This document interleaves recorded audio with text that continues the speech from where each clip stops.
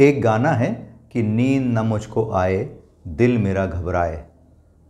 फिल्मों में तो नींद ना आने का बहुत बड़ा कारण प्यार होता है, लेकिन असल ज़िंदगी में हर बार ऐसा नहीं होता कि प्यार के कारण ही आपको नींद ना आए। अच्छी सेहत के लिए, ऊर्जावान रहने के लिए नियमित जीवन शैली और खान पान जितना ज़रूरी है, उतना ही ज़रूरी है क्वालिटी स्लीप। आज हम इसी पर बात करेंगे कि आज के भाग दौड़ भरे, तनाव भरे जीवन में हम डीप क्वालिटी स्लीप कैसे ले सकते हैं। नमस्कार, मैं हूं रवि वर्मा और आप मेरे साथ हैं नेचुरल लाइफस्टाइल और डिजीज़ फ्री लाइफस्टाइल के चैनल गोल्डन हेल्थ में। पिछले 2 सालों में लगातार कोविड की समस्या के चलते जो लॉकडाउन हो रहा है, उसके कारण लोगों में नींद न आने की समस्या 60% तक बढ़ गई है। वैज्ञानिक यह भी बताते हैं कि जब हम लॉकडाउन में दिन भर अधिकांश समय लेटकर या मोबाइल देखकर या टीवी के सामने बैठकर बिताते हैं, तो इससे हमारे बॉडी का सर्केडियन रिदम यानी नींद आने की जो साइकिल है वो बिगड़ जाती है।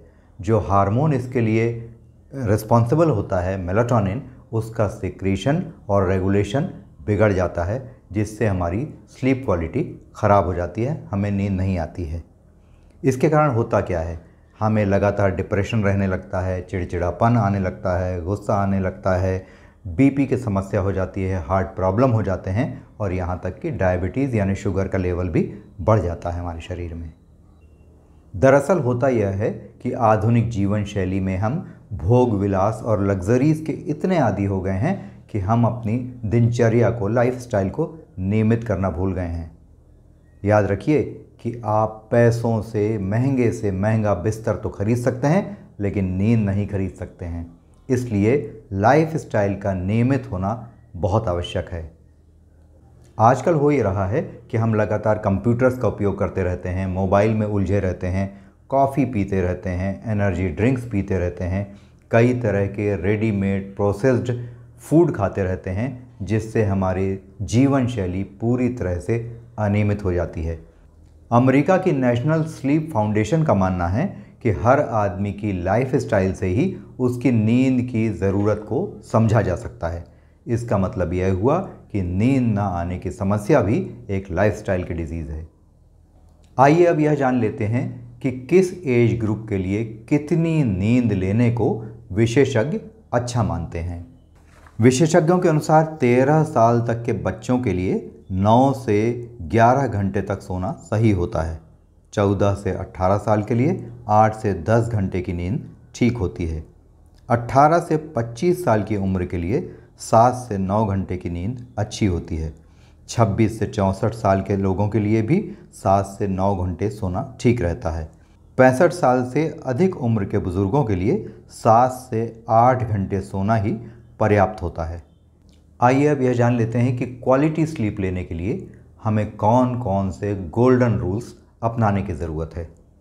तो इसमें सबसे पहली ज़रूरत है अपनी लाइफस्टाइल को नियमित करना। आजकल हो क्या रहा है, हम किसी भी समय कुछ भी चीज़ खा लेते हैं, देर रात तक जागते रहते हैं, देर से सोकर उठते हैं और हमारा यह बिहेवियर जो है हमारी नींद को पूरी तरह से डिस्टर्ब कर देता है। जो बॉडी की हमारी क्लॉक है, सर्केडियन रिदम है, हार्मोन का बैलेंस है, उससे गड़बड़ाने से हमें नींद की समस्या लगातार हो जाती है। आप ये ध्यान रखिए कि अगर आप लाइफ को थोड़ा थोड़ा करके नियमित करने की कोशिश नहीं करेंगे, खान पान की अपनी जो आदतें हैं उसको नहीं सुधारेंगे, सोने जागने की अपनी आदतों को नहीं सुधारेंगे, तो आपका स्वास्थ्य खराब होगा, क्योंकि आपको नींद न आने से कई तरह की बीमारियां होने लगेंगी। ये ध्यान रखिए कि अगर आपके पास इस अंधी दौड़ में कुछ पाने के लिए भागने के साथ यह पाने की ललक नहीं है कि मेरा स्वास्थ्य भी अच्छा हो, तो स्वास्थ्य अगर अच्छा नहीं होगा तो आपके पास कुछ भी नहीं होगा। याद रखिए कि अच्छी नींद और बैलेंस्ड डाइट और स्वस्थ शरीर, यही आपकी सबसे बड़ी आवश्यकता है, जिससे आप जीवन के हर गोल को अचीव कर सकते हैं। दूसरी ज़रूरी चीज़ यह है जिससे आपको अच्छी नींद आए, वह यह है कि आपको सप्ताह के 7 दिन यानी वीकेंड में भी अपने सोने के समय और जागने के समय को नियमित करना है। इसके अलावा आपको सुबह की धूप लेना, नियमित प्राणायाम करना, इसके बाद वॉकिंग करना, यह भी बहुत ज़रूरी है। हाँ, जब आप दोपहर का भोजन लेते हैं उसके बाद आप आधे घंटे अगर आराम करेंगे या आधे घंटे की नींद लेंगे तो यह भी बहुत रिफ़्रेशिंग होती है, आपके लाइफस्टाइल को बेहतर व्यवस्थित करती है। साथ ही जो बात बहुत ज़रूरी है उसमें एक बात यह भी है कि शाम का भोजन हमें हल्का लेना चाहिए और 7 से 8 बजे के बीच हमें भोजन लेना बंद कर देना चाहिए। जब आप रात को सोते हैं तो सोने जाने से 1 घंटा पहले मोबाइल देखना भी आपको बंद कर देना चाहिए और रात में जब कभी आपकी नींद खुलती है उस वक्त भी आपको मोबाइल नहीं देखना चाहिए, क्योंकि इससे जो ब्लू रेज आँखों में पड़ती है उससे हमारी नींद का बैलेंस बिगड़ जाता है, सर्केडियन रिदम गड़बड़ा जाता है और नींद के लिए जो हार्मोन होते हैं उनका बैलेंस भी गड़बड़ा जाता है।